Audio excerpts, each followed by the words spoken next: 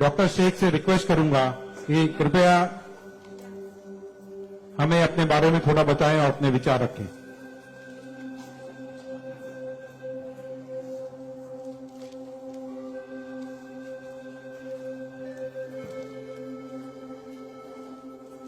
सबसे पहले तो मैं अल्लाह रब्बुल इज़्ज़त की बहुत ज्यादा शुक्रगुजार हूँ कि उसने मुझे इतनी इज्जत दी और इस मकाम तक पहुंचाया कि मैं अपनी लाइफ के जो फैक्ट्स हैं, जो जर्नी में आपके साथ शेयर कर सकूं। मैं बहुत ज्यादा शुक्रगुजार हूँ भारत विकास परिषद की प्रेसिडेंट सुनील शाह की, और उससे ज्यादा शुक्रगुजार हूँ यहाँ पे हमारे प्यारे डॉक्टर अनिल मुरारका सर की, जिनके सपोर्ट की वजह से हम बहुत सारी जगह पे जाते हैं और लोगों को मोटिवेट करते हैं। और जितना डॉक्टर अनिल मुरारका सर एक डिसेबिलिटी को लेकर जितना कंसर्न है, उतना मैंने किसी को नहीं देखा। तो I really thankful for him for that. 2008 मैंने अपना 10th क्लियर किया था।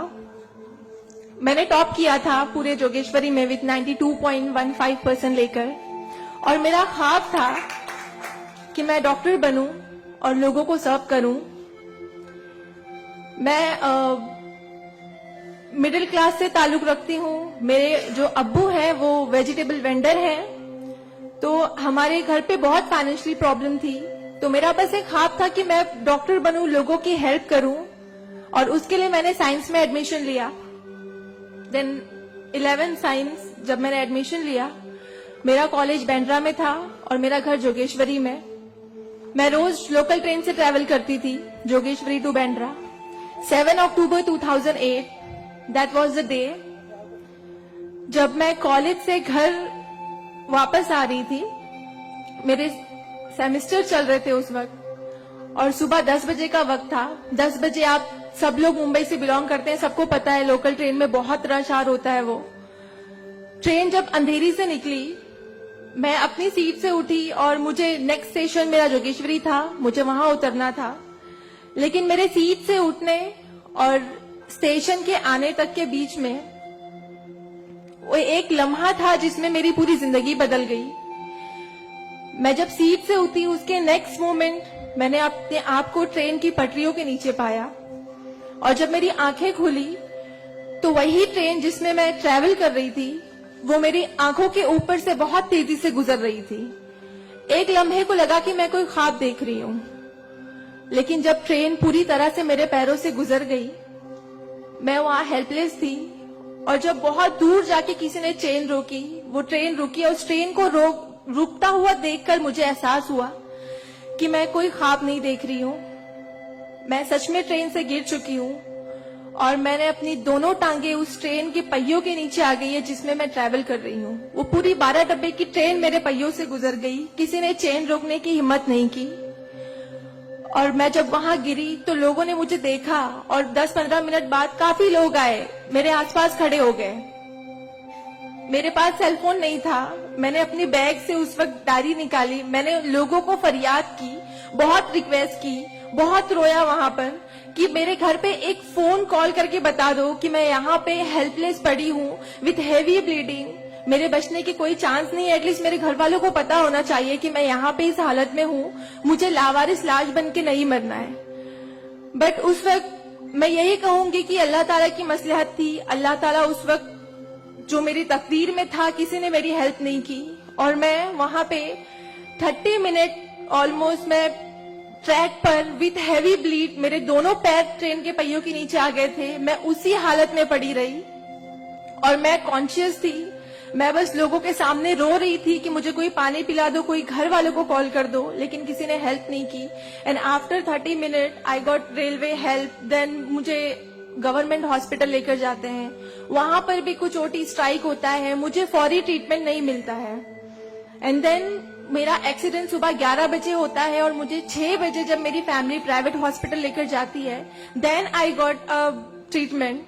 एंड उसके बाद 16 साल की थी मैं जब मेरे साथ ये एक्सीडेंट हुआ। आप समझ सकते हैं 16 साल की उम्र में 1 मिनट में मेरे 2 पैर कट गए थे, मैं डिसेबल हो गई थी, मैं हेल्पलेस हो गई थी।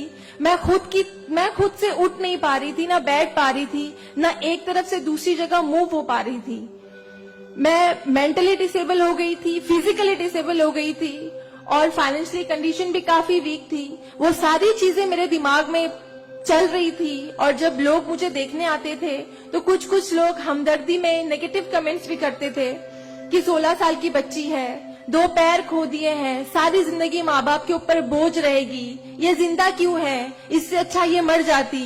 ये सारी बातें लोग आके जब मेरे सामने करते तो मेरे जहन में वो सारी बातें चलती कि सीरियसली मुझे अल्लाह ने जिंदा क्यों रखा। जब मुझसे दोनों पैर ही लेने थे 16 साल की उम्र में, मैं खुद से मूव नहीं कर सकती हूँ, मेरी मम्मी को इतना सब कुछ झेलना पड़ रहा है। जिस उम्र में मुझे अम्मी की हेल्प करनी चाहिए उस उम्र में वापस से मम्मी मुझे गोद में उठाकर लेकर जा रही है, वापस से मेरी खिदमतें कर रही हैं। तो मेरी जिंदगी का मकसद क्या है? मुझे दोबारा जिंदगी क्यों दी अल्लाह ने? मैं बहुत शिकायतें करती थी अल्लाह से, मैं बहुत रोती थी, लेकिन उस मुश्किल वक्त में मेरे कॉलेज, मेरे स्कूल टीचर्स और बहुत से ऐसे नेक बंदे भी थे जिन्होंने मुझे हौसला दिया। उनमें सबसे पहले मेरी फैमिली आती है, मेरी बड़ी सिस्टर की फैमिली आती है।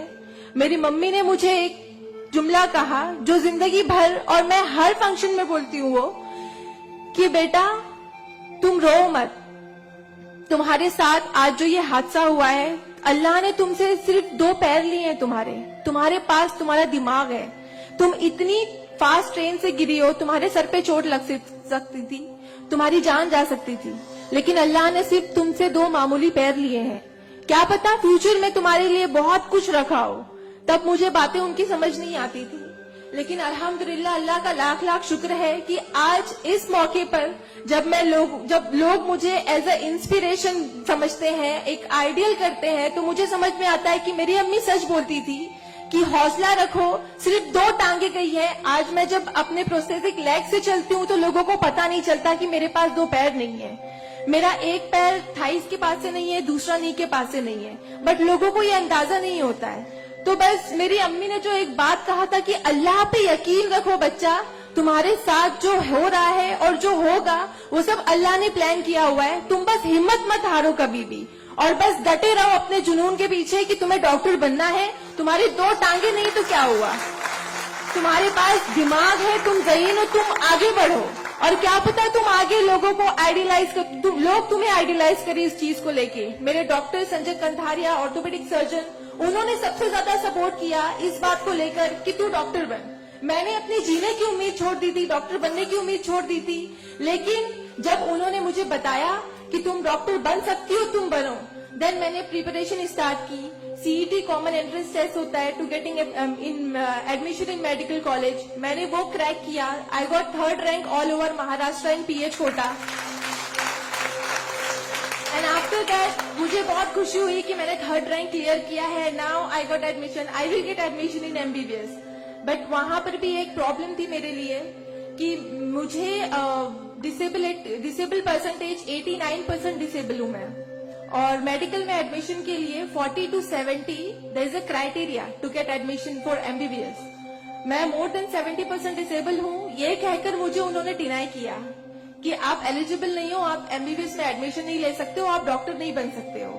तो उस बात को लेकर मैं बहुत डिप्रेस हो गई।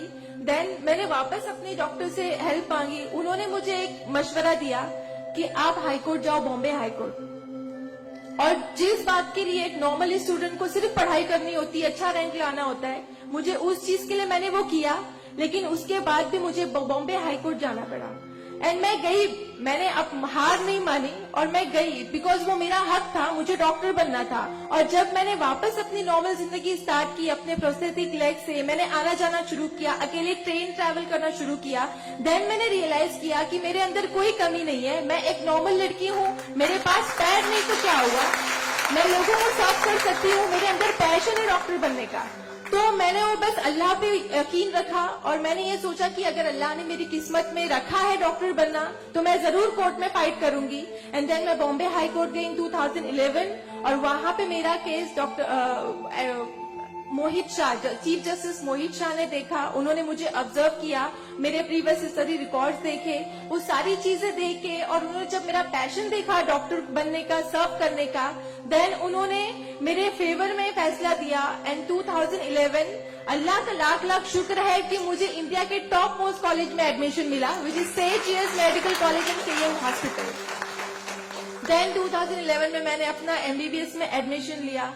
वो जर्नी बहुत आसान नहीं थी मेरे लिए, क्योंकि मेरे पास 2 पैर नहीं है, और जब मेरी काउंसलिंग चल रही थी एडमिशन को लेकर, तो काफी जो डॉक्टर्स का पैनल था उन्होंने मुझे बहुत कुछ हकीकत बताई थी कि आपके लिए डॉक्टर फील्ड आसान नहीं है, इसमें पढ़ाई करना 5.5 साल, आपको एक ओपीडी से दूसरी ओपीडी जाना होगा, और तब मैं 2 क्रचेस यूज करती थी मेरे लिए।